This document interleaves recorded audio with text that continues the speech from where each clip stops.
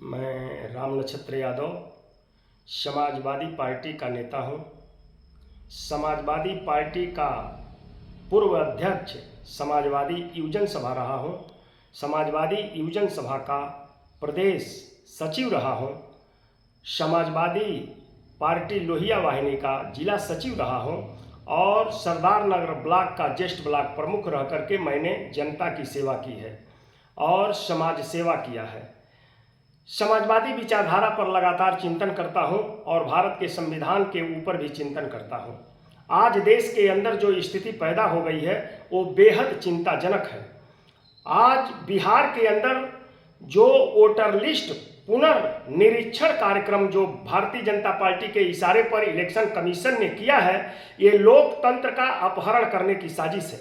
ये भारतवर्ष के लोग का अधिकार, ये भारतवर्ष के लोग का अधिकार और भाजपा के इलेक्शन कमीशन छीनने की कोशिश कर रहा है। इलेक्शन कमीशन चाहता है भारतवर्ष के लोगों का अधिकार छीन लिया जाए। इसके पीछे इलेक्शन कमीशन एक बहाना है।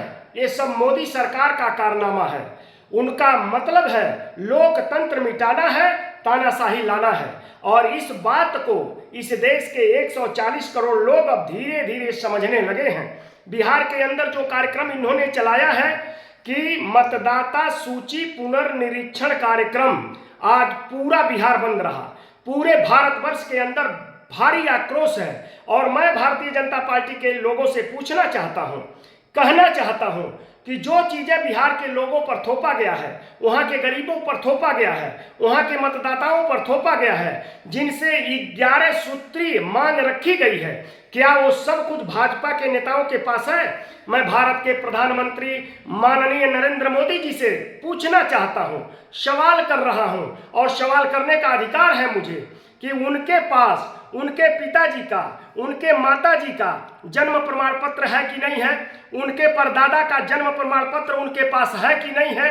हम लोगों की माता के समान उनकी धर्मपत्नी, हम लोगों की माता यशोदा बेन जी के पास उनके माता पिता का जन्म प्रमाण पत्र है कि नहीं है? अमित शाह जी के माता पिता का जन्म प्रमाण पत्र, उनके परदादा का जन्म प्रमाण पत्र या 11 सूत्रीय जो मांग बिहार की जनता के बीच में रखी गई है, भारतवर्ष के लोगों से मांगने की प्लानिंग और साजिश चल रही है, वो सारी चीजें इनके पास है कि नहीं?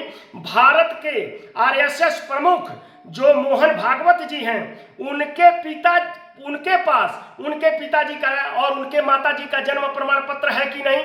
माननीय मुरली मनोहर जोशी जी के पिताजी और माताजी का जन्म प्रमाण पत्र है कि नहीं? भारत के एक भाजपा नेता लाल कृष्ण आडवाणी जी के पास उनके माता पिता का जन्म प्रमाण पत्र है कि नहीं है?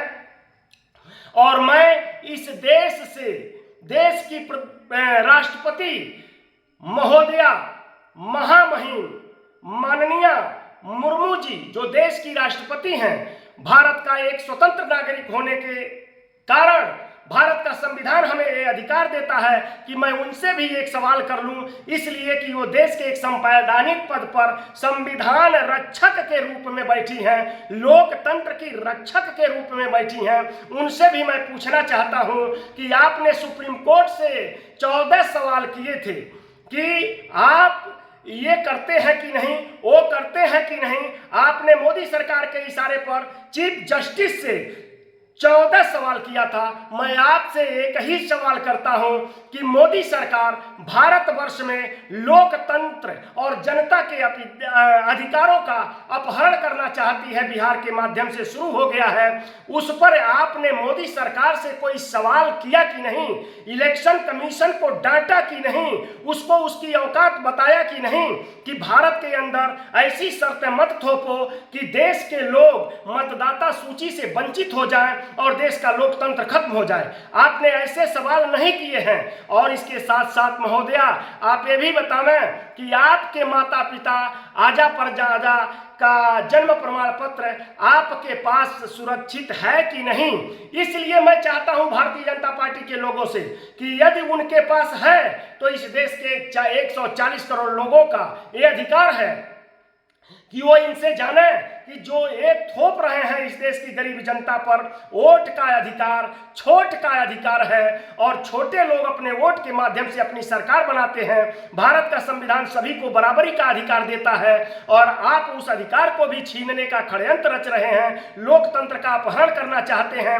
अभी अभी आपने महाराष्ट्र में लोकतंत्र का अपहरण किया है, जनादेश की चोरी की है, हरियाणा में आपने गड़बड़ किया है और बिहार में फिर से गड़बड़ करने की कोशिश कर रहे हैं। भारतवर्ष के अंदर जो वोट फॉर डेमोक्रेसी की रिपोर्ट है, ये मेरी रिपोर्ट नहीं है, इसलिए मैं वोट फॉर डेमोक्रेसी के रिपोर्ट को याद दिलाता हूं देशवासियों कि वोट फॉर डेमोक्रेसी ने जो रिपोर्ट दिया था कि 7 दिन बाद क्यों इलेक्शन कमीशन ने अपना डाटा प्रस्तुत किया था।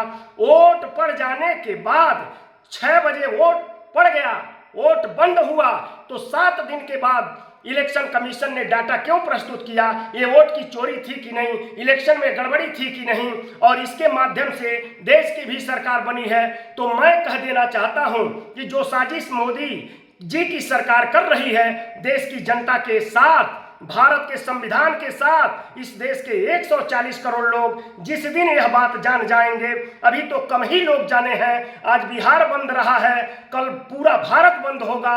इंडिया गठबंधन के सारे नेता भारत के लोकतंत्र और संविधान को बचाने के लिए सड़कों पर उतरेंगे, जनता अपने अधिकारों को बचाने के लिए सड़कों पर उतरेगी। उस समय नरेंद्र मोदी जी की सरकार या किसी की भी सरकार, किसी हिटलर की सरकार, किसी तानाशाह की सरकार उस क्रांति को रोक नहीं पाएगी। संविधान को बचाने के लिए और भारत के लोकतंत्र के लिए हम लोग अपने प्राणों की आहुति दे देंगे, अपना बलिदान दे देंगे, लेकिन संविधान और लोकतंत्र पर कोई आंच नहीं आने देंगे।